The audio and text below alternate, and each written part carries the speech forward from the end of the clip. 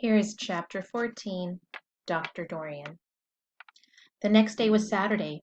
Fern stood at the kitchen sink drying the breakfast dishes as her mother washed them. Mrs. Arable worked silently. She hoped Fern would go out and play with other children instead of heading for the Zuckermans' barn to sit and watch animals. "Charlotte is the best storyteller I've ever heard," said Fern, poking her dish towel into a cereal bowl. "I know who said what." "Fern," said her mother sternly, "you must not invent things. You know spiders don't tell stories. Spiders don't talk, or spiders can't talk." "Charlotte can," replied Fern. "She doesn't talk very loud, but she talks." "What kind of story did she tell?" asked Mrs. Arable. "Well," began Fern, "she told us about a cousin of hers who caught a fish in her web. Don't you think that's fascinating?" "Fern, dear, how would a fish get in a spider's web?" said Mrs. Arable. "You know it couldn't happen. You're making this up." "Oh, it happened all right," replied Fern. "Charlotte never fibs. This cousin of hers built a web across a stream. One day she was hanging around on the web, and a tiny fish leaped into the air and got tangled in the web. The fish was caught by one fin, Mother. Its tail was widely thrashing and shining in the sun. Can't you just see the web, sagging dangerously under the weight of the fish? Charlotte's cousin kept slipping in, dodging out, and she was beaten mercilessly over the head by the wildly thrashing fish, dancing in, dancing out, throwing—" "Fern!" snapped her mother. "Stop it! Stop inventing these wild tales." "I'm not inventing," said Fern. "I'm just telling you the facts." "What finally happened?" asked her mother, whose curiosity began to get the better of her. "Charlotte's cousin won. She wrapped the fish up, then she ate him when she got good and ready. Spiders have to eat, the same as the rest of us." "Yes, I suppose they do," said Mrs. Arable vaguely. "She stands on her head. Oh, Charlotte has another cousin who is a balloonist. She stands on her head, lets out a little line, and is carried aloft on the wind. Mother, wouldn't you simply love to do that?" "Yes, I would, come to think of it," replied Mrs. Arable. "But, Fern, darling, I wish you would go playing outdoors today instead of going to Uncle Homer's barn. Find some of your playmates and do something nice outdoors. You're spending too much time in that barn. It isn't good for you to be alone so much." "Alone?" said Fern. "Alone? My best friends are in the barn cellar. It is a very sociable place. Not at all lonely." Fern disappeared after a while, walking down the road towards Zuckerman's. Her mother dusted the sitting room. As she worked, she kept thinking about Fern. It didn't seem natural for a little girl to be so interested in animals. Finally, Mrs. Arable made up her mind she would pay a call on old Dr. Dorian and ask his advice. She got in the car and drove to his office in the village. Dr. Dorian had a thick beard. He was glad to see Mrs. Arable and gave her a comfortable chair. "It's about Fern," she explained. "Fern spends entirely too much time in the Zuckermans' barn. It doesn't seem normal. She sits on a milk stool in a corner of the barn cellar near the pig pen and watches animals hour after hour. She just sits and listens." Dr. Dorian leaned back and closed his eyes. "How enchanting," he said. "It must be real nice and quiet down there. Homer has some sheep, hasn't he?" "Yes," said Mrs. Arable, "but it all started with that pig we let Fern raise on a bottle. She calls him Wilbur. Homer bought the pig, and ever since it left our place Fern has been going to her uncle's to be near it." "I've been hearing things about that pig," said Dr. Dorian, opening his eyes. "They say he's quite a pig."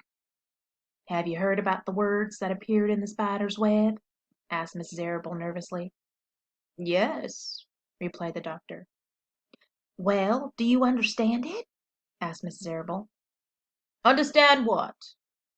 "Do you understand how there could be writing, be any writing in a spider's web?" "Oh, no," said Dr. Dorian. "I don't understand it. But for that matter, I don't understand how a spider learned to spin a web in the first place. When the words appeared, everyone said there was a miracle. No, but nobody pointed out that the web itself is a miracle." What's miraculous about a spider's web? Said Mrs. Arable. I don't see why you say a web is a miracle. It's just a web. Ever try to spin one? Asked Dr. Dorian. Mrs. Arable shifted uneasily in her chair. No, she replied, but I can crochet a doily and I can knit a sock. Oh, sure, said the doctor. But somebody taught you, didn't they? My mother taught me. Well, who taught a spider? A young spider knows how to spin a web without any instructions from anybody. Don't you regard that as a miracle? I suppose so, said Mrs. Arable. I never looked at it that way before. Still, I don't understand how those words got into the web. I don't understand it, and I don't like what I can't understand. None of us do, said Dr. Dorian, sighing. But I'm a doctor. Doctors are supposed to understand everything, but I don't understand everything, and I don't intend to let it worry me. Mrs. Arable fidgeted. Fern says the animals talk to each other. Dr. Dorian, do you believe animals talk? I never heard one say anything, he replied. But that proves nothing. It is quite possible that an animal has spoken civilly to me and I didn't catch the remark because I wasn't paying attention. Children pay better attention than grown-ups. If Fern says that the animals in Zuckerman's barn talk, I am quite ready to believe her. Perhaps if people talk less, animals would talk more. People are incessant talkers. I can give you my word on that. Well, I feel better about Fern, said Mrs. Arable. You don't think I need to worry about her? Does she look well? Asked the doctor. Oh, yes. Appetite good? Oh, yes, she's always hungry. Sleep well at night? Oh, yes. Then don't worry, said the doctor. Do you think she'll ever start thinking about something besides pigs and sheep and geese and spiders? How old is Fern? She's 8. Well, said Dr. Dorian, I think she will always love animals, but I doubt that she spends her entire life in Homer Zuckerman's barn cellar. How about boys? Does she know any boys? She knows Henry Fussy, said Mrs. Arable brightly. Dr. Dorian closed his eyes again and went into deep thought. Henry Fussy, he mumbled. Remarkable.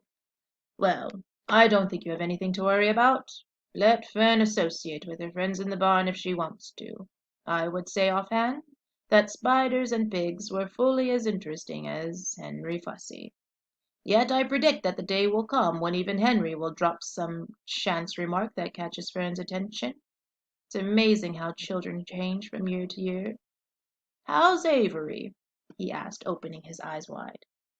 Oh, Avery, chuckled Mrs. Arable.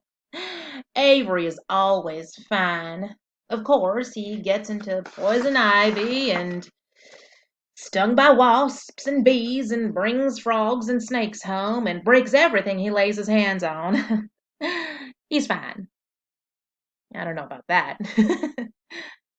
Good, said the doctor. Mrs. Arable said goodbye and thanked Dr. Dorian very much for his advice. She felt greatly relieved. And that is all of chapter 14. So let's take a look at those questions that we had for chapter 14. And I think you might know who already said what. Stop inventing those wild tales came from Mrs. Arable. Right? Charlotte is the best storyteller I ever heard would be Fern. Children pay better attention than grown-ups was Dr. Dorian. So Mrs. Arable asked Dr. Dorian if he thought animals could talk, and he had a reason for that, right? He said to her that, well, he's never heard an animal talk, but the reason was because, why? You're right. It's because he thought people talked too much. So he's never heard an animal talk.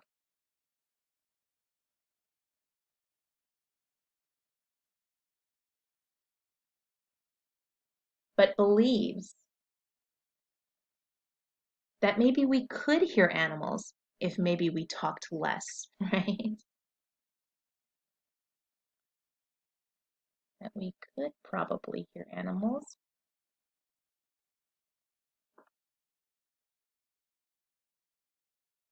if people talk less.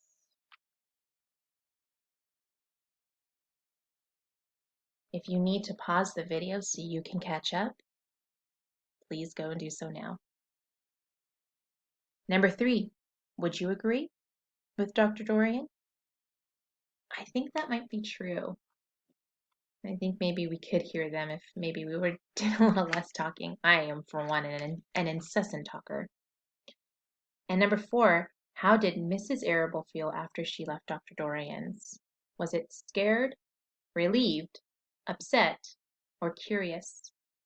Yep, it's right there at the end of the chapter, and we know it's be relieved.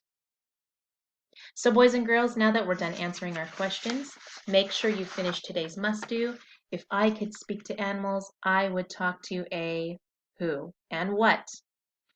Remember to write that animal name here and then show me the drawing of your animal. And it doesn't have to be anything fancy, but if you need help with drawing that animal, you might want to go onto Art Hub for Kids or even Muffalo Potato to help you. Have a great day, everyone, and I hope you enjoyed Chapter 14.